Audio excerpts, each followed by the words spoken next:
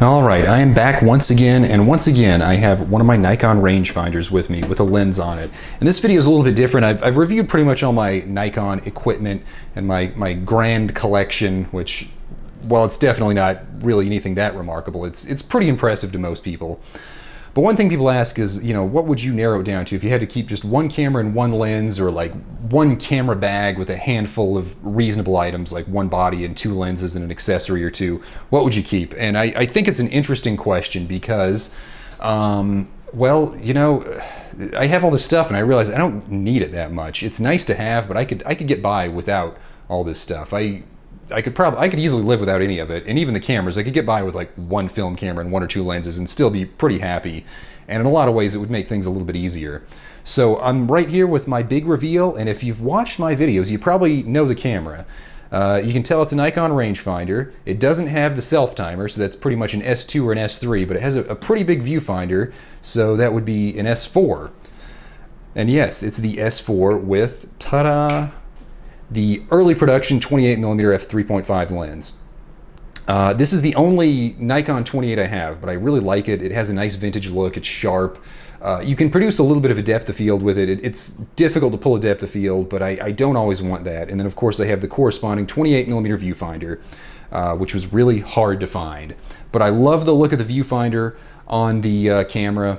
I love the viewfinder, and by that I mean the external viewfinder. I love the viewfinder in the camera. It has a nice bright viewfinder patch, which is a lot better than the S3 I have, and about on par with the vintage SP, maybe even a little better than that one.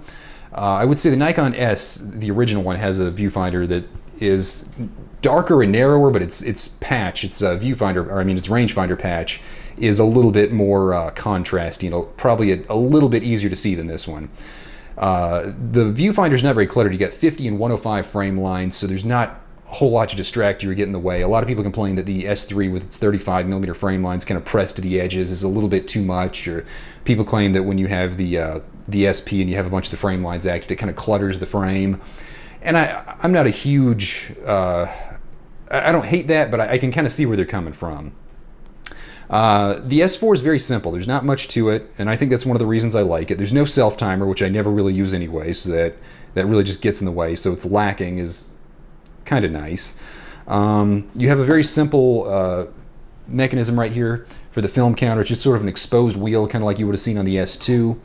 It doesn't have the little the tab that lets you display if it's a 20 or a 36 shot roll like you find on the SP and the S3, which you don't really need when you think about it. You're just going to shoot till it's gone. You're probably going to kind of remember what you put in there, so it's not that big of a deal. And I love the look of this little wheel with the numbers. There's just something about it. It's simple, but it's kind of elegant, and it kind of lines up and has a certain cohesion with the dial right here for the shutter speeds. All in all, just a very, very nice looking camera, and it has enough on it. It's not overwhelmed with features, because even between this camera, the S4 and the S3, you can see like the frame lines and the little the lever right here for the self-timer. It can kind of clutter the camera a little bit, especially the self-timer. It just kind of gets in the way. So I really like the S4 and its setup, and like I said, I think it has a better viewfinder, or this particular model has a much better viewfinder than the viewfinder on my S3, which is in pretty rough shape. The external viewfinder is one thing. I love the look of it on here, but at the same time I have to admit, if I lived in a perfect world, I would probably replace this with one of those Leica viewfinders. The Leica finder is a bright line finder. This is a tunnel finder, so you're just looking through and it shows you a rectangle that's roughly what you'd get on the film.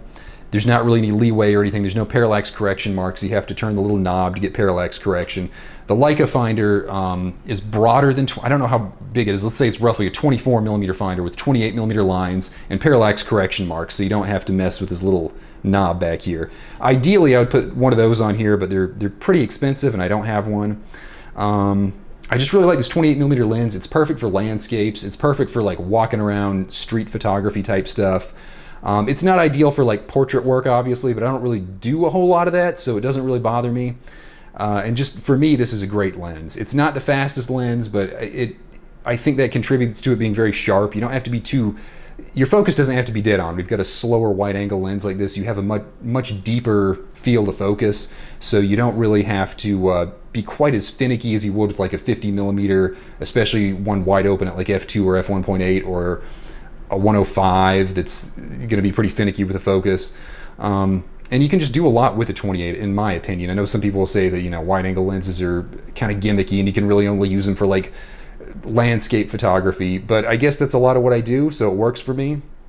And the last thing I want to point out that I really like, and I'm really proud of, is this camera strap. This simple, unassuming camera strap is actually something I made. I cut the leather, I punched some holes in here, and I wove some kind of yarn or string through there. You can kind of see that piece is coming out a little bit, but it's very stable. I stretched the leather. I kind of wet it and stretched it before I put it on here. I built little guards so it wouldn't scratch up the camera. I sourced little split rings and put them on there, and I really love this this type of camera strap. I've made a couple like this.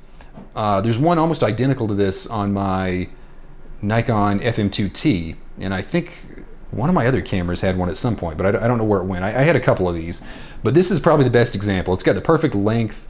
It's thin, but it's pretty durable. It looks nice. I've got a lot of people compliment me on it and ask where they can buy them, and I'm like, oh, you can't, because I made it. And I just think the set fits very nicely together. It's simple, but it's enough to get the job done, and most of the time, that's all you need. So on that note, I'm going to leave you and just remind everyone that this is probably my favorite camera lens accessory combo. And yeah, pick one up for yourself if you have a chance. Let me know what your favorite is down in the comments. I'd be really interested to know, especially if you have like a Nikon rangefinder or some older Nikon gear or any sort of rangefinder. Really, I'd be interested to know. I know there's a lot of Leica advocates out there who will swear this is the worst setup and their thing's better.